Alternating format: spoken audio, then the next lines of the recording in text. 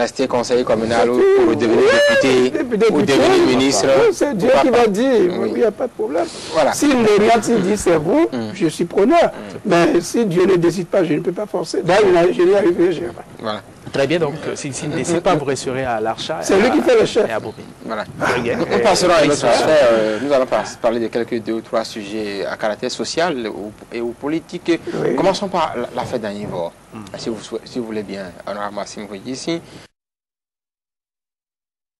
Demain, sur une chaîne de télévision de la place, parler un peu de la fête d'Anivor. Certaines populations auraient été un peu choquées par ces propos que vous avez tenus, à savoir l'habitude de disparition au sein de la famille. Est-ce qu'avec le recul, Massime Hodjissi, s'il devait répéter ce qu'il avait dit, il répéterait la même chose?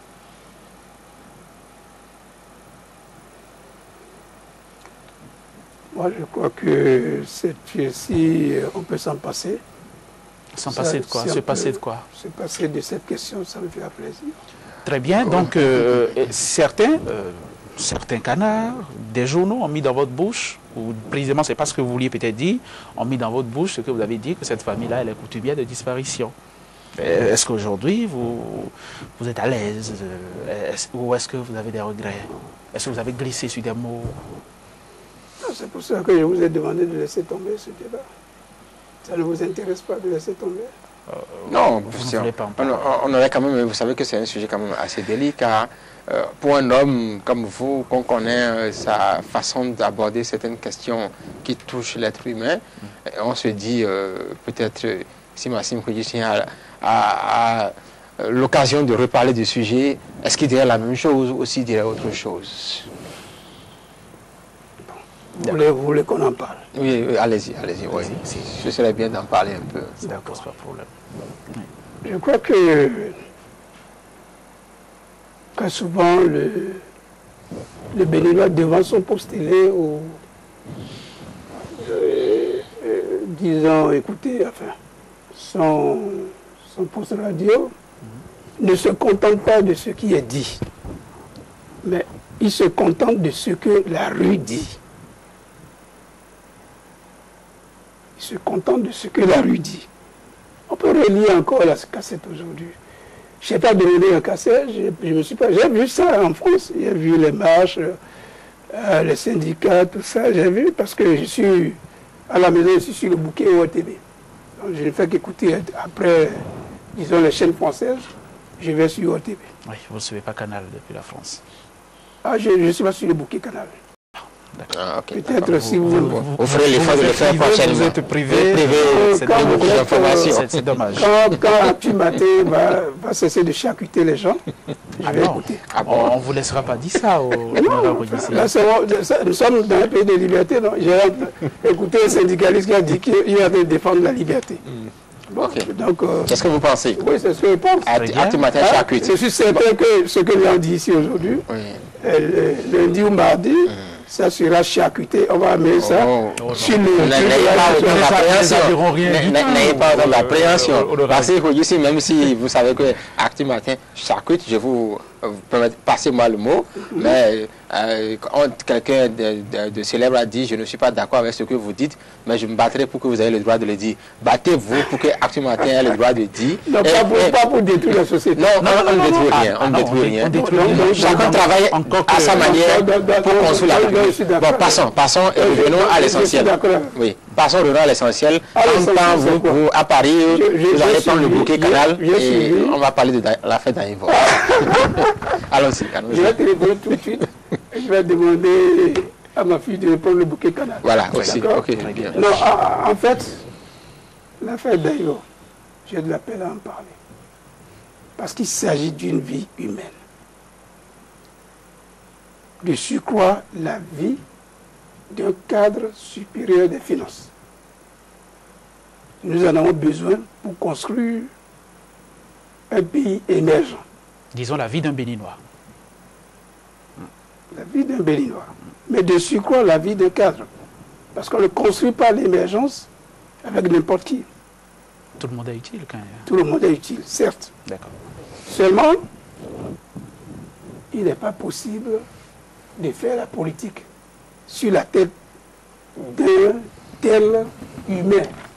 C'est malsain, c'est pas bien.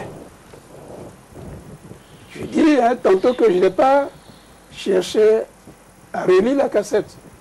C'est vrai, le jour où j'ai fait mon intervention, j'étais dans la fièvre de voyager le soir même. Je n'avais pas fait ma valise. Je devrais encore aller à Bomé revenir, donc j'étais angoissé. Certainement, il y a quelques,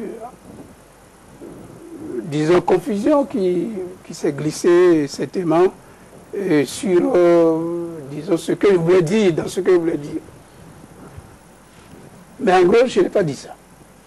J'ai commencé par compatir avec la famille.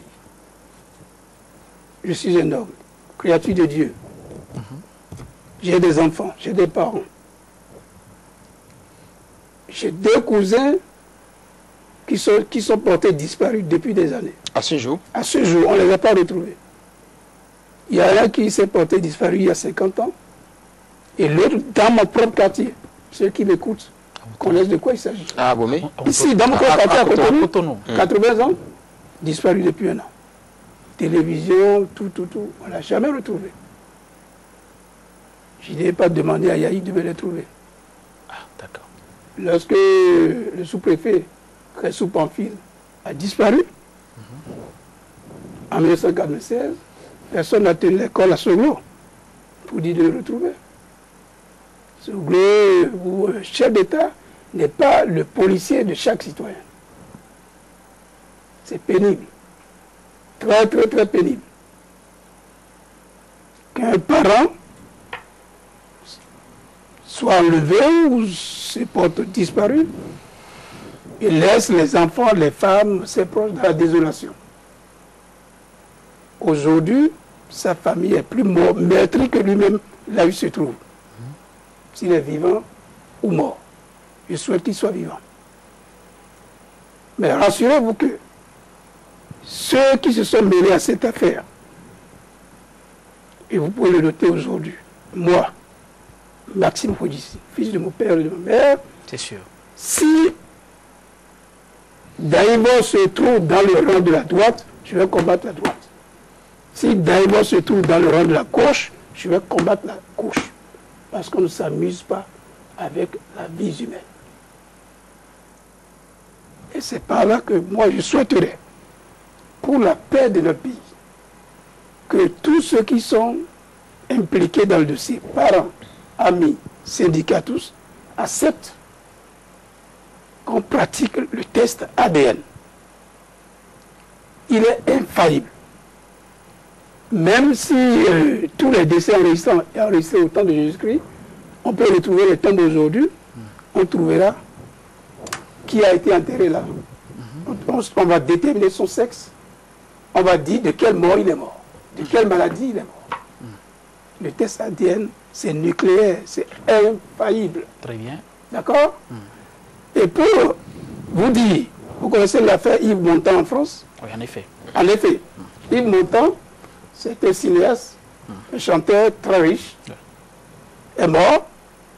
Une jeune dame qui pense que les preuves sont déjà dissimulées dans la terre, se lève 20 ans après pour dire, c'est mon père, je réclame ma part d'héritage. La justice dit, bon, d'accord, ben, on va à l'ADN. Quand on est allé exhumer le corps de Yves Montand, on a trouvé des cheveux. On a prélevé un de ses cheveux. On a fait le texte. Il s'est fait qu'il n'est pas son géniteur. oui. Mais donc, c'est indéniable aujourd'hui. Très bien. On ne peut pas dire que le test ADN ne peut pas, disons, orienter les gens. Personne n'a dit ça, personne n'a dit que le test ADN n'orientera pas, mais vous savez, ou peut-être vous ne savez pas, le fait que la famille soit à réticence, il y a un gros problème de suspicion. peut-être légitime au niveau des parents qui se demandent toute la procédure qui a conduit à l'exhumation, au dépôt de la dépouille exhumée d'abord dans une morgue privée, ensuite à l'hôpital, alors que peut-être du point de vue de la réglementation en matière de médecine légale, il faudrait peut-être faire autrement. Il y a peut-être un souci ou une suspicion qui amène certainement la famille, je ne sais pas, parce que je ne suis pas le porte-parole de la famille, à se comporter ainsi malgré tout ce qu'il y a actuellement comme médiation, les autorités religieuses se sont mêlées, le Conseil économique et social et tout cela. Pourtant, nous sommes pratiquement bloqués là aujourd'hui. Si vous permettez, il y a une crise, certainement une crise de confiance, mais vous avez entendu un syndicaliste exiger qu'avant même le test ADN, qu'on aurait pu passer par la case autopsie.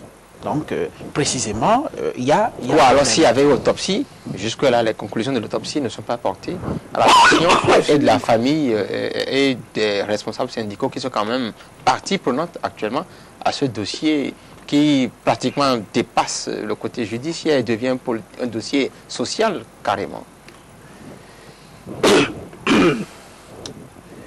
Simplement parce que les gens veulent que ça devienne un dossier politique.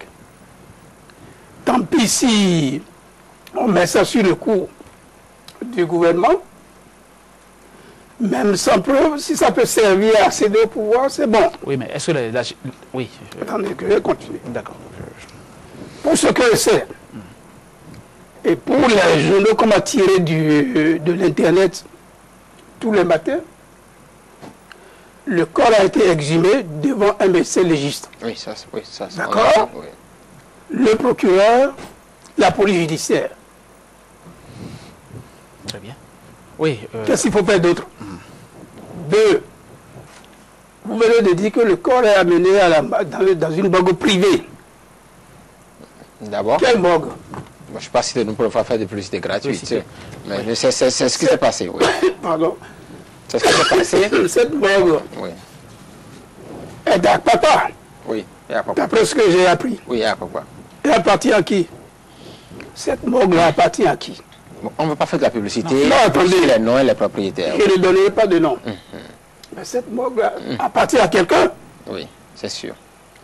Et celui-là, on m'a dit, je n'ai pas vérifié, est très proche du disparu. Je ne dis pas du mort, hein, bon, parce que je ne sais pas s'il est mort. On va attendre de vérifier. Donc comment se fait-il que tu peux aller dormir chez ton ennemi? Bon, ça veut dire quoi? Ça veut dire quoi? Ça veut dire que c'est même très bon que le corps soit là. Oui.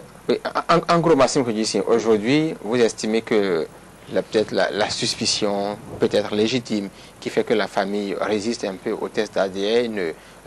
Vous pensez qu'elle n'est pas légitime comme suspicion et qu'il fallait peut-être dépasser cela? Et vous proposez quoi pour qu'on sorte du tunnel? Qu'est-ce que vous proposez pour qu'on sorte de ce tunnel-là?